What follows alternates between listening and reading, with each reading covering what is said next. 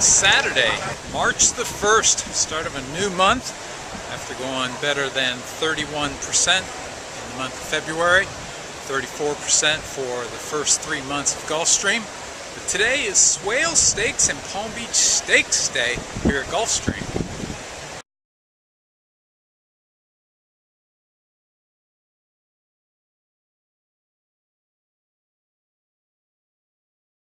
The winning got started in the third race at Aqueduct. It was my best bet of the day.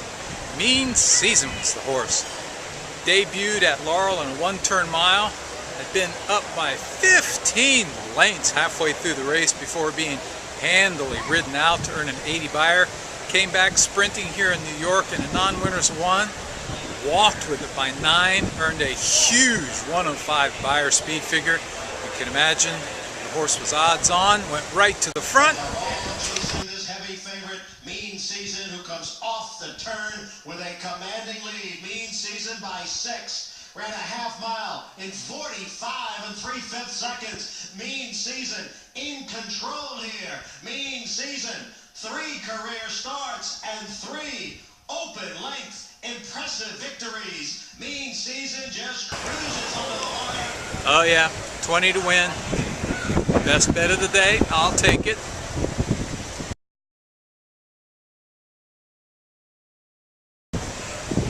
My second win of the day came at Calder. It's a maiden special weight. The favorite was bound to be the one horse who had shown early speed and made the special weight debut and then faded through the stretch. I didn't care for that. I went with number 7. The 7 horse came out for a barn that had won, although with limited numbers, 50% first-time starters with a $7.57 ROI. Jockey was winning at a 43% clip. His name, number 7, Gukamats. I thought as a first-time starter he had a chance to upset the favorite. Left the gate at better than 2 to 1.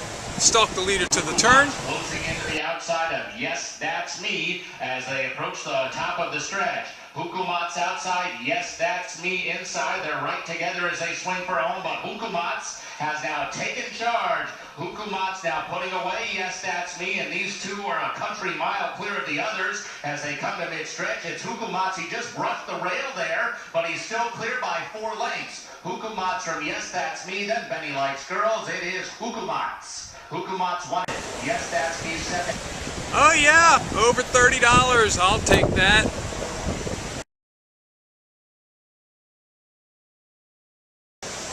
I picked up my first graded stakes today on the Aqueduct card where they have 3 graded stakes today. My win was in the grade 3 Tom Fool Stakes. I thought Strapping Groom looked tons the best on paper, but he was a 7-year-old coming back off of a quarter crack. He tracked the pace into the turn. As he turned for home, just didn't look like he had it today, and then he started to make his move. They've got 3 lengths on Strapping Groom in third. It's another 5 back to Saturday's Charm. Candyman, he is dropped out of it.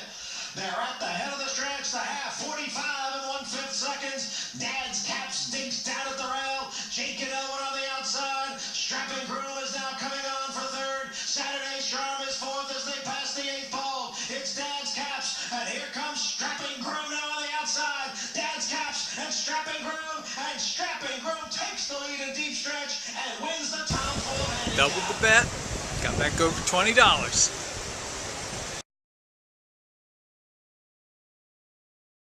The third at Gulfstream was a non-winners one allowance for 3-year-olds, and my pick was Anchored Down, number 2, for Todd Pletcher. He hit the gate in his debut and still rallied from off the pace to win and earn a 90 buyer. How good is he if he doesn't hit the gate? We broke cleanly today, tracked the speed into the turn, and then just as he's about to go by, another challenger that he had a duel with to mid-stretch. Into the turn, Dude Man has the lead by a neck. Anchor Down, second on the outside. These two, with 3 furlongs to go, are heads apart on the lead, and they went 45 2 for a half mile. And then it's Myositis Dan splitting horses now with Running Room now coming through between those 2 front runners. And Myositis Dan and Gabriel Saez have taken the lead. And on the outside, Anchor Down's going to go with Myositis Dan. Dude Man has given way, and Anchor Down's now in front. Anchored down, has taken the lead once again, leaving Myers. Anchor down, Todd Fletcher again. Tripled the bet. Nice job, Mr. Todd.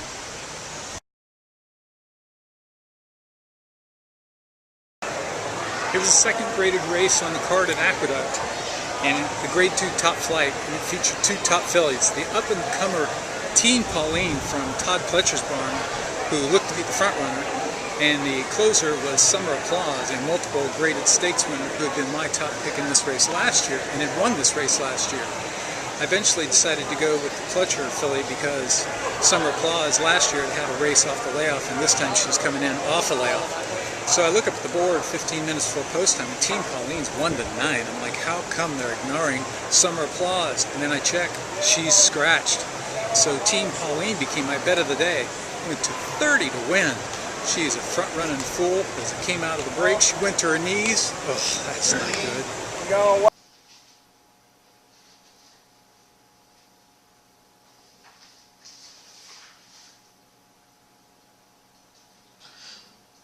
And they're off. Flash forward, going out for the lead. Teen Pauline now moves up, and as expected, she's made the front. Then she recovered to take the lead, and then went to a 25 quarter and a 49 half. I knew I was sitting pretty. Teen Pauline in front by almost 3. Royal Lahaina moves up on the outside. Flash forward is down at the rail. Flores Island is in between, and centering is the trailer. 3 quarters in 1:13 and 4. They have Teen Pauline to catch as they come into the stretch. It's Teen Pauline with a 3-length lead. Flash forward and Royal Lahaina, and on the outside is centering. And now there's less than an eighth hold on to the finish, and it will be Teen Pauline. And she's going to get her 3rd consecutive stakes race on Aqueduct's inner track. And the RRT. Oh yeah, much the best. 30 to win.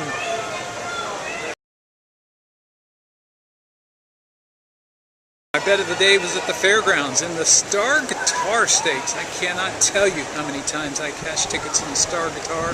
That guy was amazing.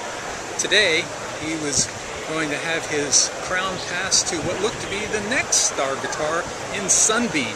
Ironically, owned by the same connections with the same silks. Sunbeam had run 5 straight 90 buyers.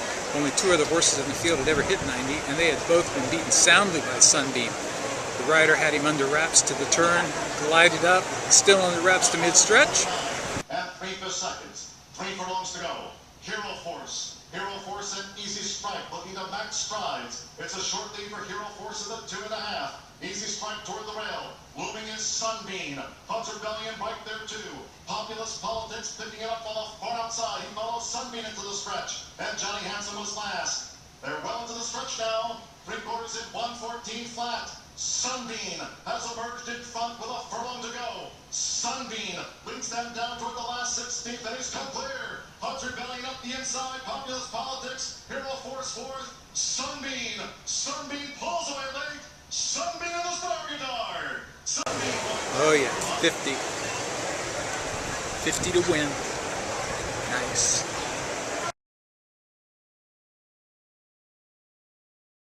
The finale at Aqueduct. I was betting on a 10-year-old real estate. First off, the claim for David Jacobson. Broke out of the gate a little slowly. Made kind of a move on the turn, then turned for home. It just looked like he didn't have it, and then all of a sudden, seemed to find another gear.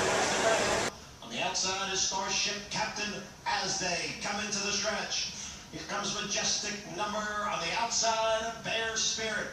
And the 2 of them are heads apart with Buckeye Heart looking to rally down at the rail. Here comes Buckeye Heart on the inside of Bear Spirit. Bear Spirit, Buckeye Heart.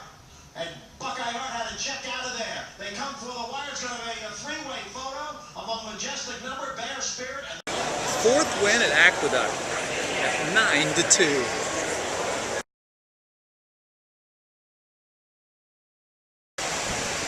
Great day out here today on Saturday. The weather's just been gorgeous. Hit my 30%, hit my best bet of the day at the fairgrounds, hit the 2 best bets of the day and 2 of the 3 graded stakes in New York.